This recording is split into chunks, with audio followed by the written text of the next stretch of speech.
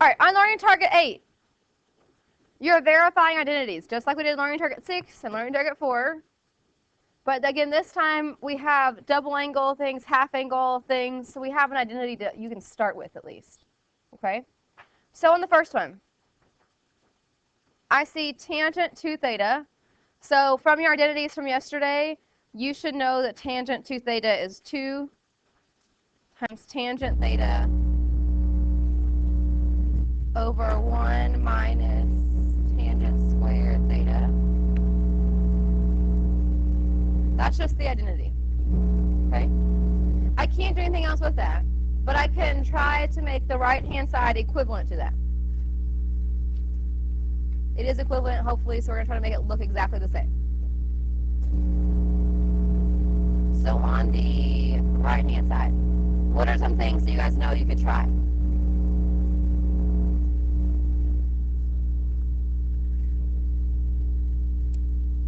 Sine and cosine is always a good theory, but since we're trying to get everything in terms of tangent, you could do it. You have to change everything back to tangent eventually anyways, though. So what else could I do in the right-hand side?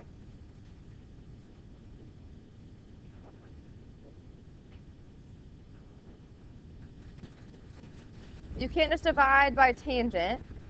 You can multiply things and divide by 1, but you can't just divide by tangent. How about we try to have a common denominator in the bottom? So cotangent's 1 over tangent.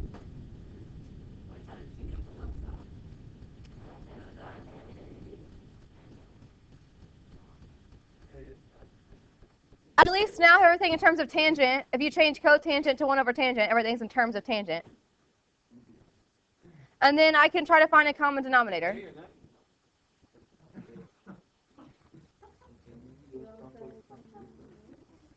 These don't cancel out. There's a minus sign in between.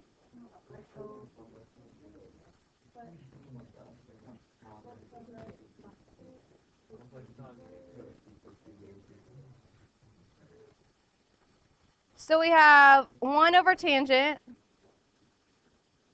minus tangent squared theta over tangent.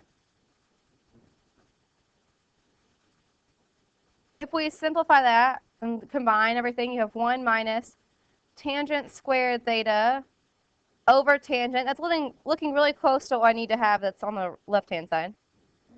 So then I multiply by the reciprocal. So 2 over 1 times tangent theta over 1 minus tangent squared theta. Well, then you get the exact thing you were starting with. 2 tangent theta 1 minus tangent squared theta.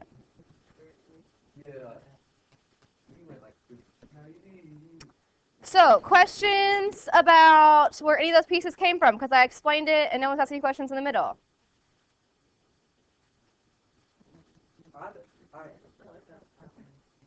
This is true. I feel like I can't ask you questions sometimes I write stuff down so fast. So then you just need to ask while I'm in the middle, so I stop. Again, some things we talked about at the beginning. Changing things to sine and cosine isn't going to necessarily help you because you're changing them all back to tangent eventually. Again, you can still only use rules that we use to learn target 4. You can't just randomly divide. You can't do something to both sides. I need to have everything in terms of tangent because on the left-hand side, everything's in terms of tangent. So that's all I did. I changed cotangent to 1 over tangent so that everything was in terms of tangent. And then I went through common denominator, put everything together, multiply by the reciprocal, things that we've been doing.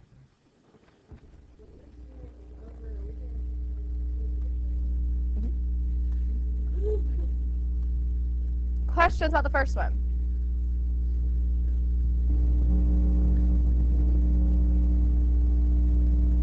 On the second one, again, we have an identity right here in the middle. So, from yesterday, sine of 2a is the same as 2 times sine a cosine a.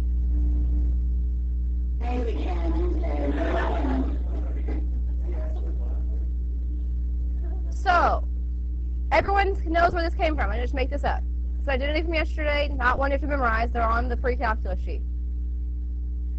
We can simplify this because 1/2 times 2 is 1.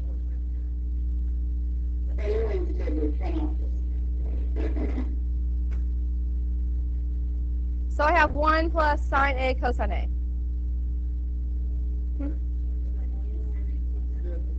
Yes. 1/2 times 2 is 1. Yeah. Is sine 2A, there's a formula for that? Yes. Okay, it's not like sine A and you put the 2 in. No, sine of 2A, what I have in a square up at the top, is a identity that we talked about yesterday. Okay.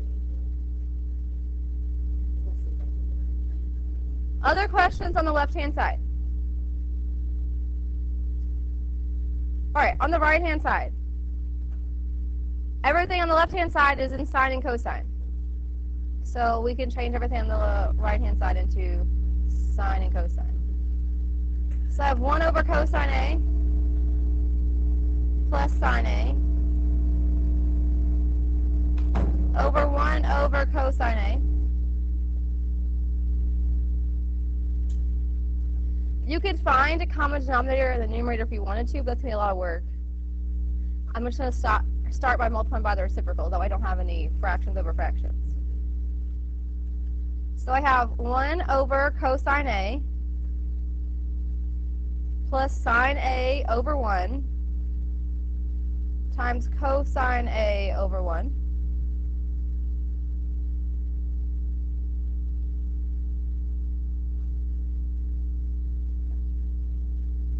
So then what should I do from here? Distribute. So cosine A times 1 over cosine A cancels out. So you don't get nothing, though. You get 1. Cosine A over cosine A is 1. And then the second one is sine A times cosine A. So you get plus sine A times cosine A. When you multiply and distribute, you do. You get cosine A over cosine A. That's 1.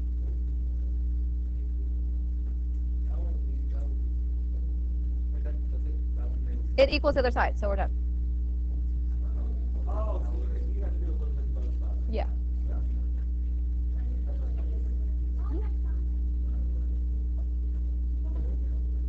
Again, some of you guys are not distributing. Some of you guys in other quizzes, other things, you're not actually distributing. So some of you guys are canceling out cosine A and cosine A and then forgetting that you have to multiply the cosine A times the second term as well. So make sure you're distributing. I multiply by the reciprocal, and cosine A times 1 over cosine A is cosine A over cosine A, which is 1. Cosine A times sine A is sine A plus cosine A, or times cosine A. Yeah. Other questions on this example?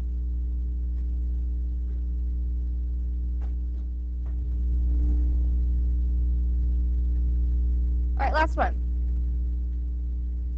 I have 2 identities. Sine of x over 2 times cosine of x over 2. Again, we talked about this yesterday. These are half-angle identities. So we're going to replace them with the half-angle identities. So from yesterday, sine of x over 2 is 1 minus cosine x over 2. And cosine of x over 2 is the square root of 1 plus cosine x over 2. I have to replace the identities with what they're equal to.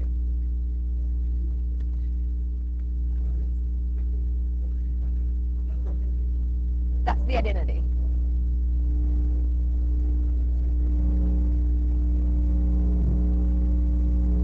These aren't like the sum and difference when there's a plus minus in the middle. Yes, we're just going to assume everything's positive, the other side's positive. All right. When you multiply square roots, you multiply everything underneath the square root. So we're going to get the square root of 1 plus cosine x minus cosine x minus cosine squared x. I have to FOIL the numerators. I just FOILed the numerators.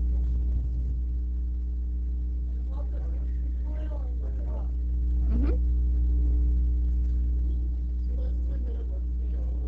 Right.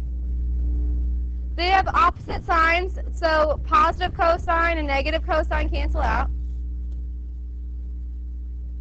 So I have the square root of 1 minus cosine squared x over 4.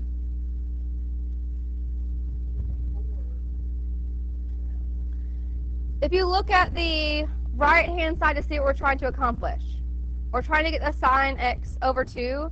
I know where the 2 is going to come from, obviously. Square root of 4 is 2. Right, using our identities, 1 minus cosine squared equals sine squared. So you have the square root of sine squared x over 4.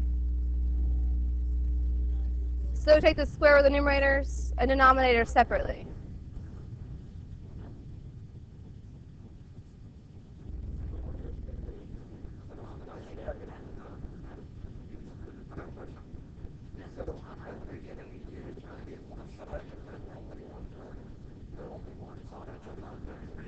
If you can do that.